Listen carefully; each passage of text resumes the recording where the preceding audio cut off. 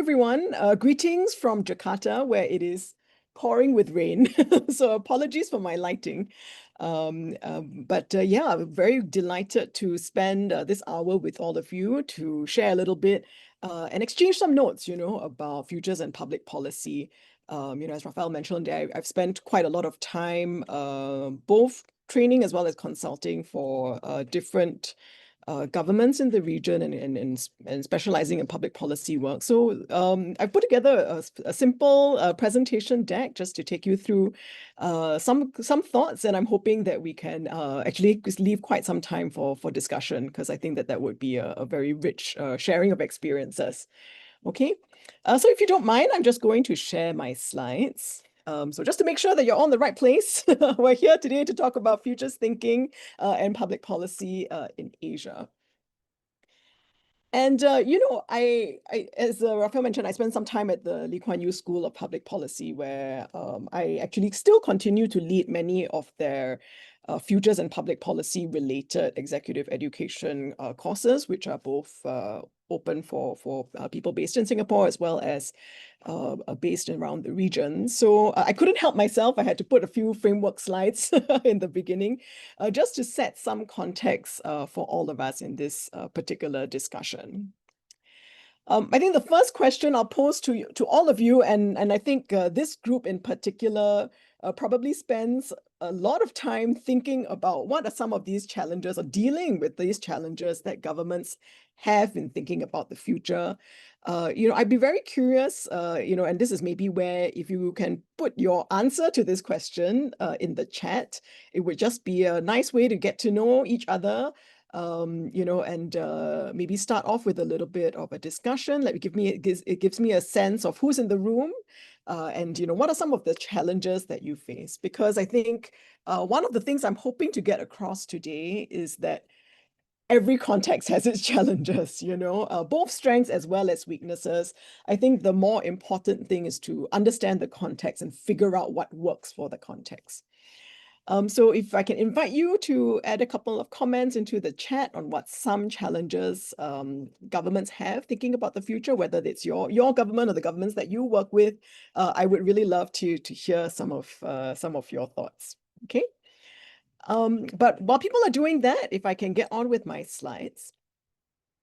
So I think the first premise I'm going to put forth is I spend quite a lot of time in the university. I've currently lead a research evaluation team at a philanthropic organization. So the core question, for a lot of policy making is actually how do we use better evidence to think about how we make decisions, and specifically how we think about longer term decisions. So I do want to set futures thinking and foresight, strategic foresight, in the context of all this evidence that we are building up, right? There's definitely one part of that evidence which is getting better at the hindsight, right? Learning from the past, evaluating the performance of past policies, understanding what works. These are very important part of the public policy making process.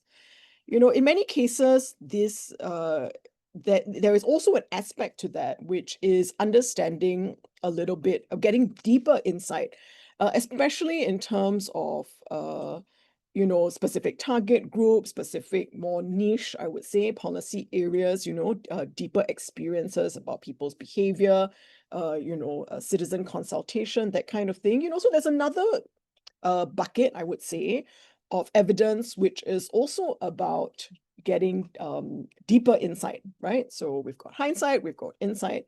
And then the question is, where does futures thinking and foresight kind of come in?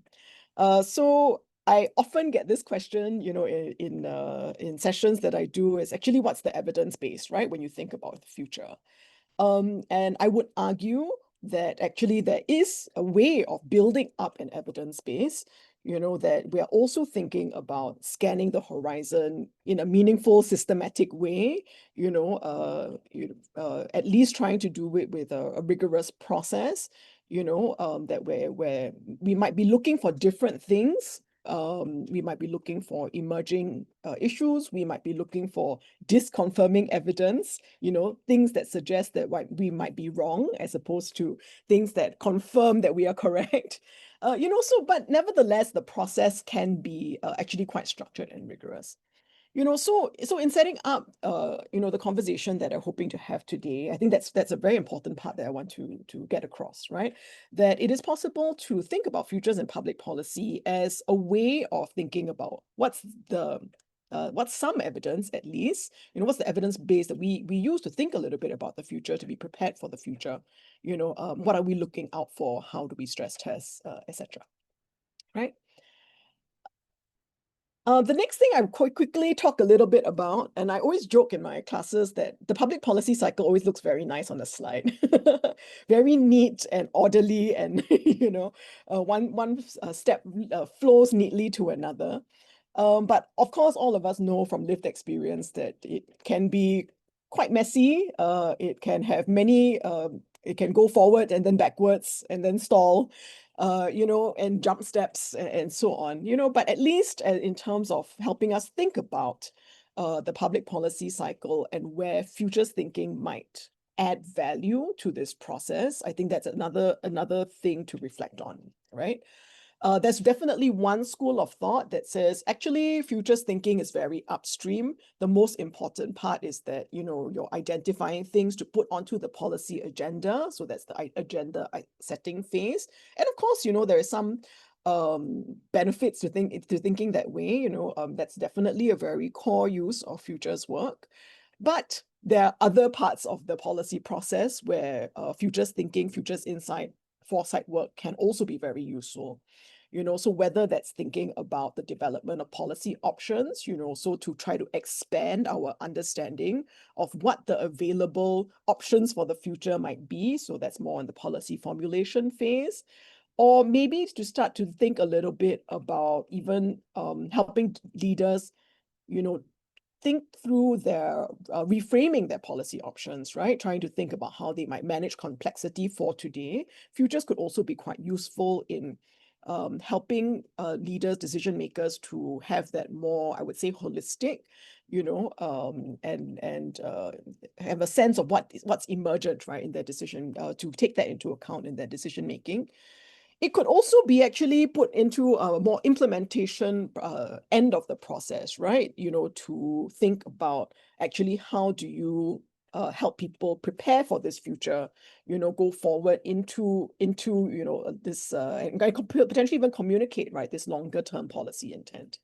And I would argue that actually even in the evaluation stage of the policy cycle, futures could be quite useful because it can help to understand firstly, what are your base understanding of the operating environment, and therefore where you possibly could be wrong, right? What does the evaluation tell you about emerging issues that might come onto the agenda, that we're not dealing with well, etc., which brings us back to the start of the policy cycle and the agenda setting. Right. So I think the second major point I wanted to make, just in terms of just setting the conversation up, is to say that again, different countries, different contexts would focus potentially in different parts of the policy cycle, have strengths in different areas and have weakness in different areas. But I think to think about it systematically is one way of diagnosing, and thinking through how to build up the anticipatory capacity of, I would say, the policymaking enterprise. Right? The third thing I would say is that, again, conceptually, it's quite useful to think about how to distinguish different types of futures work, right? And again, the reality is that all of us probably do a little bit of everything, again, probably in different proportions. But there's definitely one end of it, which is thinking through, is there futures activity in the government in the first place? The outcome here might be much more around futures literacy, awareness building, getting people to understand what these future trends are. It could be also capability development. And then and it could manifest in, the workshop, the maybe individual training, that kind of thing. And this is actually quite an important base of work, right? It's quite common that most institutions, countries, organizations start at this activity kind of level. There is a little bit of a jump, though, between the activity and the project. And what I mean by that is the translation, right? We talk a little bit about this when we start to think about what does futures look like in a policy context, and the common question, or I'm going to call it criticism, is also around what is the translation into strategy, right? This requires the activity to be quite well structured, to I tend to think about things in the project phase, not dissimilar to how I might run a more traditional research project with that same level of rigor, and in this example, then there are other outcomes which are potentially quite useful, right? So, of course, the obvious one would be around strategy and policy recommendation, but actually a non-trivial outcome is also the alignment of leadership and decision makers that this is the future that we want to go into. We're confident in the evidence base that we've put together, and we can take a decision, right? That we're aligned on this and what needs to be done for this future. And then if you kind of progress a little bit more, then you could think about it as being something that's focused on the institution capability and capacity, right?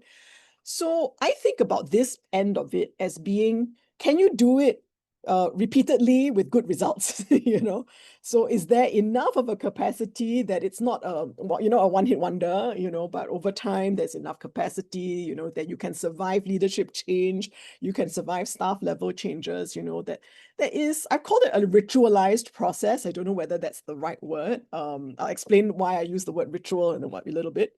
But I'm thinking about it from the perspective of consistently repeatable, practice of doing foresight, right? And what does that start to look like?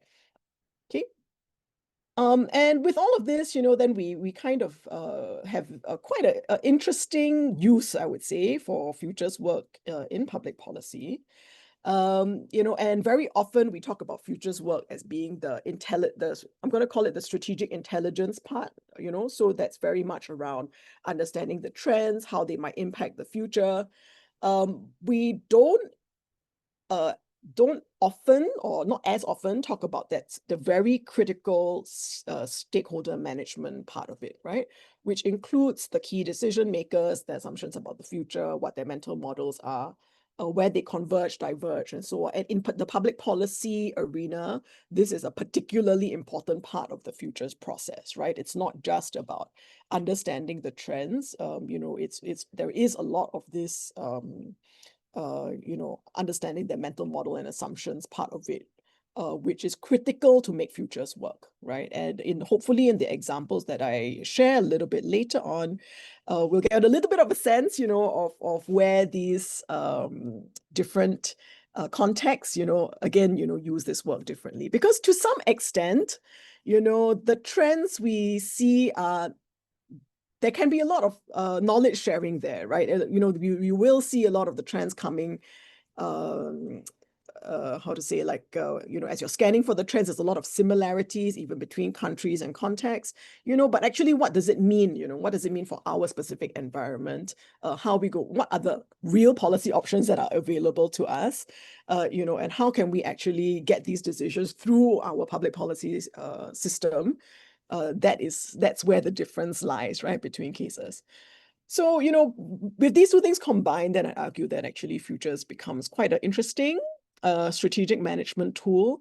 I recently did a session on the future of social cohesion for our region. And, again, one of the typical questions that you get in a session like this is people will ask about, it's a very new public management efficiency mindset, right? How do we be more efficient in the resource allocation? How do we decide? How can we be sure about a decision? Where can we get certainty in this, hugely uncertain operating environment that we're in? And to be honest, a lot of the response that I have is actually the goal is not necessarily efficiency, right? In this case, the goal is in many cases greater resilience and adaptability, right? And the ability to be prepared for and survive shock. So we are managing these different tensions and objectives as well. Okay. So that's my very quick Futures and Public Policy 101 before I go to the bulk of my session, which is really talking through a number of case studies. Just as a few opening comments about these cases. So I chose 5, Singapore, Thailand, Philippines, South Korea, and Japan. They are a non-representative sample. I chose them for a number of reasons, this combination. I think one is definitely for the diversity. They are, all, of course, countries within Asia, but, different levels of maturity and foresight, definitely different contexts. They all, in my view, have done things very well. In terms of how they've tried to implement foresight in their own context. Some things work less well. We can share a little bit more about what that is. And they also face different contexts, right? So Singapore, Japan, South Korea are rapidly aging, approaching super aging, countries, Philippines, Thailand have huge demographic dividend, so we are all, again, kind of looking at the future from slightly different perspectives. I hope, part of the reason for setting up the slides this way is that, that you can think about these cases as just a way of trying to understand the different contexts. And I hope maybe the decision-making or thought process behind these different systems, again, they won't be perfect, but, hopefully it will give some insight to how different things work in different places. The last comment I will make is a comment about language. I think one of the interesting things about looking at futures and public policy, regionally and definitely internationally, is that the word futures, does not always translate well across languages, right? So, and actually the way that even the word future or the idea of your future studies or futures thinking is put across and communicated does affect the way that it flows through a public policy system, right? My second language is Mandarin. So in Mandarin, future is未来. So 未来 is it's the same word is the same text as in the Japanese. It basically, the idea of 未来 is future. It's very hard to communicate in Mandarin what futures with a S is. So this idea of like scenarios is a bit challenging to communicate, right? Because you tend to think of future as like this destination far away that you are going to, kind of inherit or walk towards, right? And for those of us who are, long-term futures practitioners, immediately you can see where some of the challenges might be, right? In the Philippines, one of the words that they've adopted, which is very beautiful, it's in the Tagalog, is a word called hiraya. Hiraya has this idea of our shared collective dreams. So as you can see, and when I talk through their case study a little bit later, you hear a lot more about this visioning, dream casting, shared collective participatory people power, which I think the language demonstrates really beautifully, which, you lose a little bit, in let's say the Mandarin or the Japanese, right? As a fun side point, I quite often do guest lectures at the Japanese Graduates Institute of Public Policy, and one of the things that they mentioned, which was quite interesting to me, was, and I used the word ritualized process earlier on, right? Is to think a little bit about, again, from a cultural context, what works in certain environments and what doesn't work so well. So in the Japanese, for example, the idea of a role of ritualized dissent is easier to understand because culturally this idea of ritualized interaction, is common, right? It might be easier to communicate the idea of futures thinking as a practice, as a discipline, as something that you do as a ritual, rather than a scenario building type exercise where you're thinking about multiple languages, multiple scenarios, which doesn't quite translate in the language. So let me go through these different case studies, and I hope it will give you some idea, of hopefully the weird and wonderful context in our region, and hope it gives you some insight to what it's like, but also gives you some points of reflection for where you're from. So a couple of quick slides. My first slide. My first slide is Singapore because that's where I'm from. And probably the best known case study to me, at least, is where I started my futures career and practiced both within the government as well as at the public policy school for many years. I think, so this is how I've basically chosen to present most of the case studies, to just talk about key features of the case study. Singapore is a small city state, we are tiny. Our governance model, to be honest, is quite simple because we're a city state, so you don't have this complexity as the other regions that I will be talking about, where you've got, province level city, multiple cities, you've got a rural, urban kind of challenges and all that. So in that sense, Singapore is quite simple. I think Singapore, one thing that is quite key to the way that the foresight work is designed in the public policy context is that it's a very much a hub and spoke kind of model. I would say it's what we call a network governance model, meaning that there's a very strong centralized futures unit in the Center for Strategic Futures, and it's complemented by a number of other units in different parts of the government. I've listed 3 here, but there are many more. And of course, these are just the ones that have structural futures teams, like somebody has futures on their name card, not just like the strategic planning or other teams that might adopt futures projects or be tasked to do futures project, which is also very common, right? But what you can see is that because it is a network model, the Center for Strategic Futures plays, I'm going to call it a public good function, but which is quite important actually in this context, because they would do things like the national scenarios, which are big national long-term type projects, which are then both, I would say, co-developed, with colleagues from across the government, but also then disseminated across government, right? So this is, I would say, quite a key feature of the Singapore model. It's quite a centralized system in that sense, but I think works effectively because of the network that it also participates in, right? I think the challenge often with just a centralized system without the network is that you can quite often become quite siloed, or not be able to react as quickly to the more niche, I would say, or specific domain expertise, right? They've enjoyed a lot of support from very strong champions, multiple heads of civil service, very supportive of futures work. So that's allowed, the government to also build up this practice and institutionalize it over decades. There's some support in I would say non-state actors. I listed the Lee Kuan Yew School there for as an example for public policy education. And using that to advance at least the capability development for futures in Singapore as well as in the region.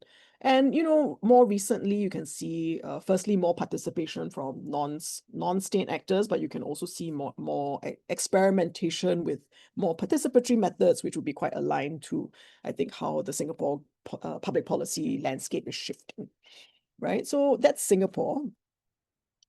Philippines is an interesting model as well. I think, in the last, I would say 5-7 years in particular, they've really, I would say, exploded in their focus in futures literacy and capability development. So I mentioned the word Hiraya before, right? And I think it so beautifully captures this idea of, I think, well, as I understand it, what the Philippines is trying to do here. right? So, this idea of the collective vision, right? The collective dream and how to move the country forward in that way.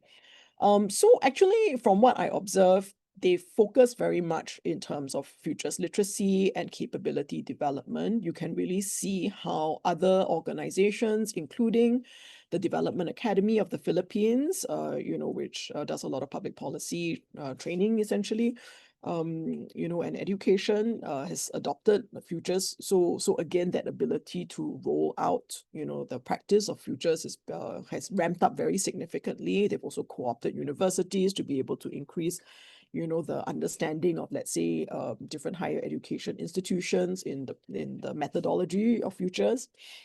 They started very much with a Senate committee focusing on futures and the sustainable development goals. So that was the way that they framed a lot of the work, and through the Senate hearings were able to put futures on the agenda, basically, right?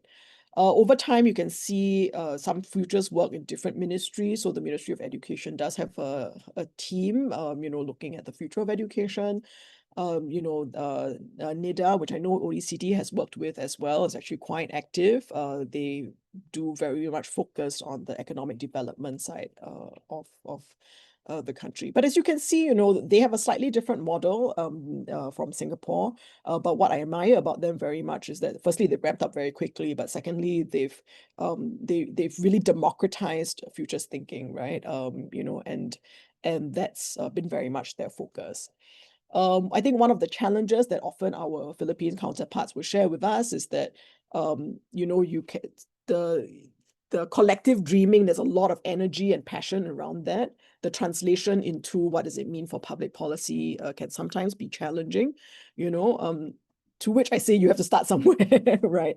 And I think the efforts in organizations like NIDA would the National Economic Development Agency would be forerunners, into seeing how to operationalize some of this work. Thailand is also quite an interesting model. One of the things I find really interesting, so I was recently catching up with some of my Thai counterparts, and they were sharing with me some of the projects that they were ongoing in the Ministry of Defense and the Ministry of Climate Change, talking about, the future of the Thai-Myanmar border, talking about what's the climate change challenges that Thailand faces. Again, because I have a Singapore lens, if I reflect on using my Singapore lens, I think one of the things they do really well actually is thinking through what that visioning aspect of future. So the question about what is the desired future that we want to have, right? Sometimes in Singapore, we can be quite, I'm going to say, a little bit more apologetic or value neutral, and to say that we're just presenting the scenarios as analyses, right? One thing I quite admire about the Thai model is their unapologeticness in terms of, incorporating even things like, spirituality, right? That somebody talked about the Ministry of Defense work as, thinking about it as what does the future of oneness kind of look like, right? And that to me was a really interesting approach, because they started very much with that collective visioning, and what is the desired future that we want to go to, before they got into the more, I'm going to say, technocratic, process analysis, way of kind of thinking about the future, right? So that to me was a really interesting way of approaching this, so you can see some of the work through, I know they've done some different projects with different organizations, but how they've tried to develop that capacity. They also have some capacity within the Chiang Mai Public Policy School, and I know other universities are also trying to look into, adopting futures thinking into, public policy education. In this case, I would say it's also quite interesting that how they've chosen to integrate it with other methods, right? And combine that again, with that visioning aspect to really think about a more holistic a way of approaching the future. So that's Thailand. South Korea, I think one thing which has been very interesting, I mean, so South Korea and Japan is the same, traditionally has been very strong in technology foresight, but for the most part, a lot of the work has focused on the technology, science and tech aspects, right? So the broader rollout to different parts of the government, I think is more limited. So that's been very interesting. But I think one of the recent last couple of years initiatives to watch out for is to see how that's also tried to spread out into different beyond science and tech areas, right? So there've been more recent projects looking. So the one that I featured in the picture was one on, a happiness map for South Korea, very non-science and tech, done by the National Assembly Futures Institute, which is basically a congressional think tank for futures thinking and thinking about national strategies, national future strategies. So they play a futures research type role as well. They've also done stuff on the future of conflict, in the Korean Peninsula, things like that. And you can see how over time, also trying to, I would say, diversify from the domain, expertise, which is, again, using that base, that strong foundation in technology foresight to try to push it out to different domains. I think it's been quite an interesting set of developments. But then that's South Korea for you. And then just very quickly, the last quick example I have is Japan. So again, tradition like South Korea, traditionally very strong in technology foresight. They've been doing it for more than 50 years, actually, and a number, like Korea, a number of strong institutions that have been practicing this. In